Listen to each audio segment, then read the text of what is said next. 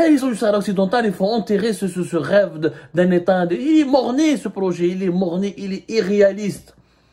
Il n'est pas réaliste, il est surréaliste. Il est irréalisable, il est surréaliste.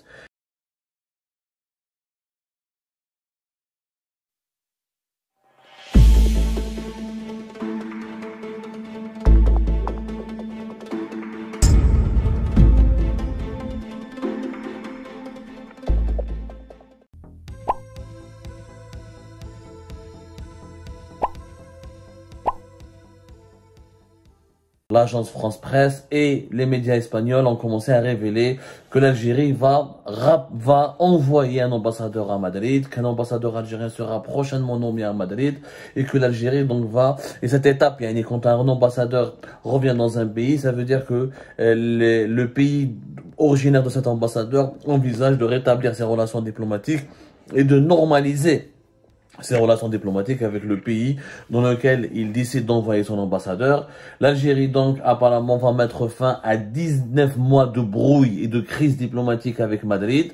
Je rappelle que l'ambassadeur algérien, le poste d'ambassadeur d'Algérie en Espagne est resté vacant depuis le 19 mars 2022. À cette époque, l'Algérie avait protesté officiellement contre l'alignement contre le choix de l'Espagne de soutenir le Maroc dans la gestion de la crise politique au Sahara occidental. L'Espagne, qui était historiquement neutre, avait décidé à partir de mars 2022 de soutenir le plan d'autonomie marocain en faveur du Sahara occidental pour que le Sahara occidental reste une partie prenante de l'intégrité territoriale du Maroc. L'Algérie, le régime algérien s'était beaucoup énervé.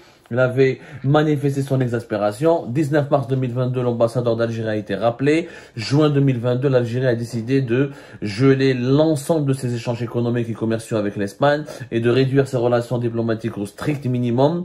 Et c'est ainsi que, à l'exception du gaz algérien qui était vendu à l'Espagne, plus rien ne circulait entre les deux pays pratiquement, y compris la circulation humaine. Les échanges humains ont baissé aussi. Alors, selon le quotidien espagnol El Confidenciel, le nouvel ambassadeur algérien sera Abdel Fattah Dermoum, qui a été l'ancien numéro 2 de l'ambassade d'Algérie à Madrid et qui a été l'ex-ambassadeur d'Algérie en Guinée. On se dirige donc vers un retour progressif des relations, vers un retour progressif vers la normalisation vers un retour progressif en faveur de la normalisation des relations algéro-espagnoles.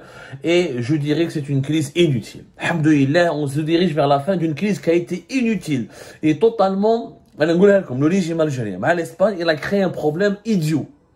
Il m'a 19 mois de crise. L'Algérie, elle a gagné quoi? Qu'on m'explique. Est-ce que l'Espagne, officiellement, la crise, c'était quoi? On voulait punir l'Espagne, on voulait sanctionner l'Espagne parce qu'elle a choisi le camp du Maroc.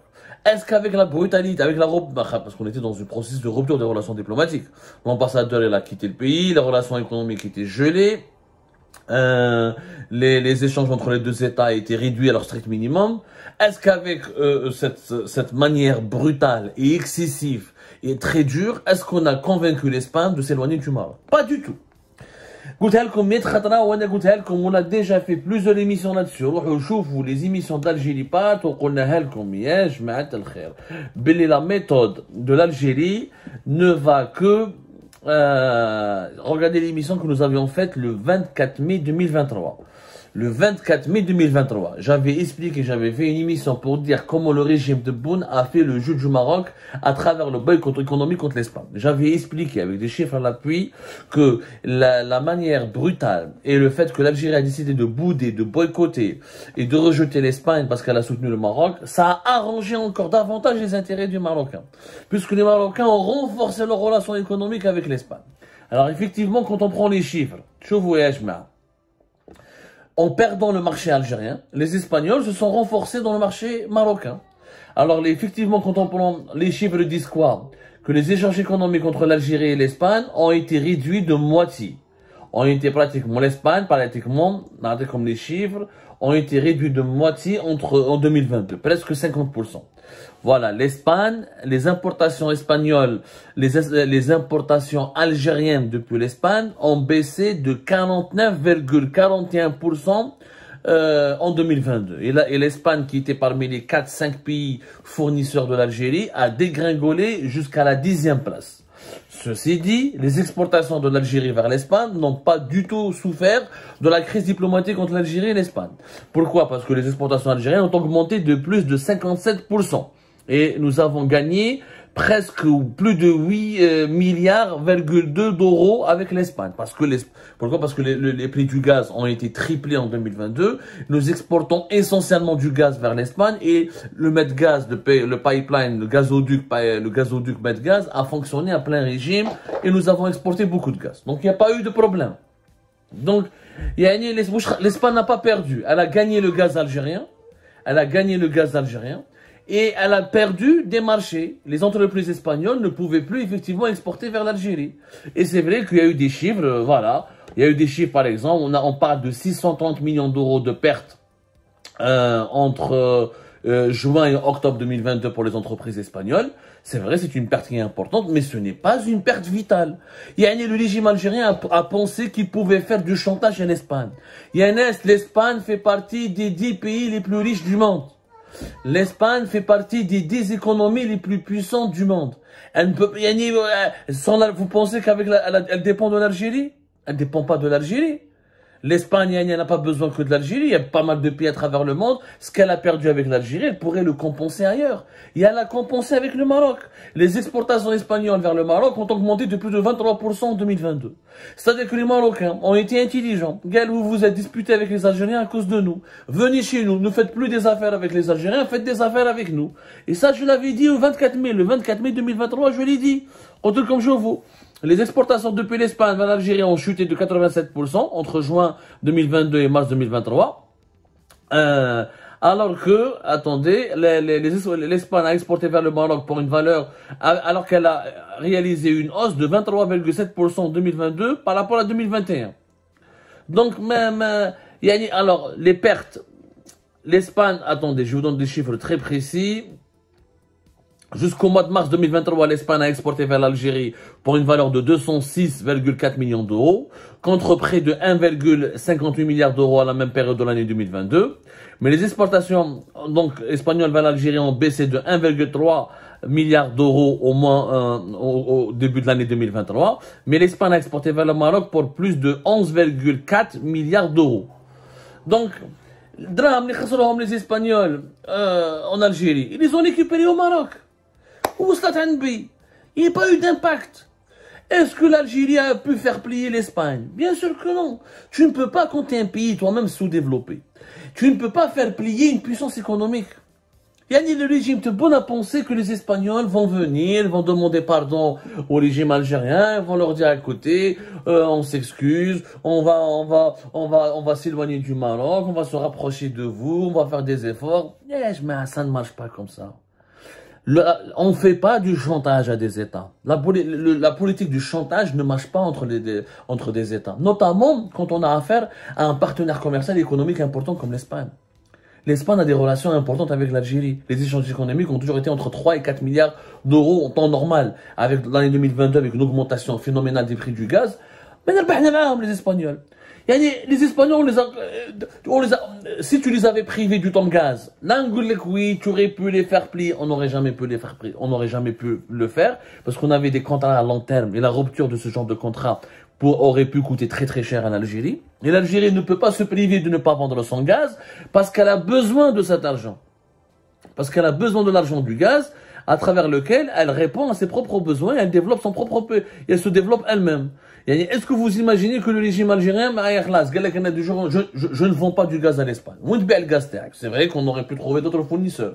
Mais on a un gazoduc avec l'Espagne, Medgaz. On avait un autre gazoduc qui est le Maghreb Europe, qu'on a décidé de fermer en octobre 2021, qui est aussi une connerie. Parce qu'il a servi, cette décision a beaucoup plus été utile pour les Marocains que contre-productive. On ne réagit pas dans les crises diplomatiques, on ne doit pas réagir avec agressivité, avec brutalité, avec nervosité. Il faut faire preuve de pragmatisme, d'intelligence. Si on voulait réellement que les Espagnols ne choisissent pas le camp du Maroc, il fallait faire preuve de lobbying, il fallait faire pression. Il fallait faire pression sur la classe politique espagnole, il fallait dialoguer davantage, il fallait essayer de faire des propositions alléchantes et séduisantes pour que l'Espagne revienne davantage vers l'Algérie. Mais c'est pas avec la menace, le chantage. Ça ne marche pas. Et ça n'a pas marché. L'ambassadeur algérien va revenir bientôt. Apparemment, ce sera au cours de ce mois, d'ici le mois de décembre 2023. Où l'Union européenne, l'Espagne est un pays important de l'Union européenne. On a l'Union européenne. L'Union européenne a envoyé plusieurs émissaires. Même les États-Unis d'Amérique ont fait pression sur le régime algérien pour se réconcilier avec l'Espagne. On a absolument 19 mois de crise diplomatique totalement inutile. On n'a rien gagné. L'Espagne n'a pas changé de position. Elle est restée favorable au plan d'autonomie marocain. Et ce qu'elle a perdu encore une fois en termes d'argent et d'exportation en Algérie, elle en a récupéré une bonne partie avec le Maroc. Donc, la solution est de revenir vers une normalisation des relations diplomatiques. La solution est de renforcer les rapports avec l'Espagne, de gagner les faveurs de la classe politique espagnole, d'améliorer l'image et l'influence de l'Algérie en Espagne, de renforcer l'amitié algéro-espagnole, pour justement ne pas laisser le champ vide au lobby marocain. En désertant l'Espagne, pendant ces 19 mois, l'Algérie a laissé le champ totalement libre au lobby marocain. Les Marocains ont gagné davantage. Ils ont dit aux Espagnols, regardez, les Algériens sont instables, sont brutaux, sont violents, ils vous font du chantage, ce ne sont pas des partenaires fiables, restez dans notre camp, restez uniquement, faites une alliance avec nous, c'est beaucoup plus utile et beaucoup plus sécurisant pour vous. Voilà le résultat de cette crise. Voilà, inutile, une crise inutile. Maintenant, est-ce qu'on va tirer les leçons? J'espère que oui. Est-ce que maintenant le dialogue va être rétabli? J'espère que oui. Pourquoi pas une visite d'un haut responsable du Premier ministre espagnol en Algérie? Il faut le faire. Pourquoi pas une visite de Tebboune en Espagne? Il faut le faire. Il faut renouer le dialogue. Voilà, voilà. Et puis la question du Sahara occidental, il faut être réaliste. L'Espagne n'a pas d'intérêt à ce qu'il y ait un État indépendant entre la Mauritanie et... Personne n'a d'intérêt. Ils sont du Sahara occidental, il faut enterrer ce rêve d'un État indépendant. Il est morné ce projet, il est morné, il est irréaliste. Il n'est pas réaliste, il est surréaliste. Il est irréalisable, il est surréaliste. Et les Espagnols ont compris que il n'y a que l'autonomie qui peut garantir la paix, la sécurité et la poursuite des bonnes affaires et des échanges économiques dans cette région du monde. Il faudra que l'Algérie doit revoir sa copie. Encore une fois, on ne peut pas avoir les rapports de force avec les États européens ne marcheront pas. L'Algérie n'est pas la Russie de Poutine, ou la Chine, ou la Turquie d'Erdogan pour se permettre d'avoir des rapports de force avec ses partenaires économiques européens pour les obliger à se soumettre à son agenda, ou à sa feuille de route. C'est pas possible. Ça ne marche pas comme ça. Ça n'a pas marché avec l'Espagne, et ça ne marchera ni avec la France, ni avec aucun autre pays européen. Nous avons besoin de relations apaisées, tranquilles et pragmatiques avec les pays européens qui sont des partenaires importants pour nous. Et justement, si on veut lutter contre le lobbying marocain, entre guillemets, et équilibrer les rapports de force entre le Maroc, avec le Maroc dans la sphère d'influence européenne, il faut surtout pas ne pas pratiquer la politique du boycott et du chantage. J'espère que le régime algérien a